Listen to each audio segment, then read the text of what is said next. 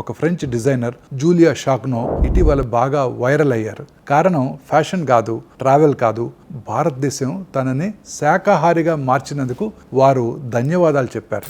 దాన్ని చూసి ఇంటర్నెట్ మొత్తం చాలా ఆనందించింది. కానీ ఆమె ప్రయాణం ఎందుకు అంత ముఖ్యంగా మారింది ఇవాళ మనం తెలుసుకుందాం.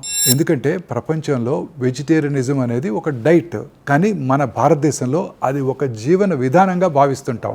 ఇక్కడ పప్పు, కూరలు, సాంబారు, రసం, పోహా, కిచిడి, పరాటాలు అలా వేల రకాల వంటలు చేస్తారు. శాకాహారం అంటే సాధారణం, రుచికరం, వైవిధ్యంగా కూడా ఉంటుంది. పాశ్చాత్య దేశాల్లో అయితే శాకాహారానికి ఎంపికలు చాలా తక్కువ, సాలడ్స్ లేదా కొన్ని ప్రత్యామ్నాయాలు మాత్రమే ఉండేవి. కానీ మన భారతదేశంలో ప్రతి రాష్ట్రం శతాబ్దాలుగా శాకాహార సాంప్రదాయాన్ని కలిగి ఉంది. అందుకే పాశ్చాత్య దేశాల నుండి ఎవరైనా ఇక్కడికి వచ్చినట్టయితే శాకాహారం పరిమితం కాదు, రంగులు, రుచులు సంపూర్ణత్వం నిండిందని గ్రహిస్తారు. అందుకే ఆమె కథ చాలా ప్రత్యేకమైంది. భారతీయ ఆహార సంస్కృతి ప్రపంచం మీద ఎంత మంచి ప్రభావం చూపగలదో జూలియా విషయంలో మనకు అర్థమవుతోంది. ఆరోగ్యకరమైన మొక్కల ఆధారిత ఆహారం కోసం పెద్ద పెద్ద నియమాలు అవసరం లేదు. సరైన సంస్కృతి, రుచులు మరియు కూరగాయలను వేడుకలా చూసే వంటకం చాలు. భారతదేశం దీన్ని తరతరాలుగా పాటిస్తోంది.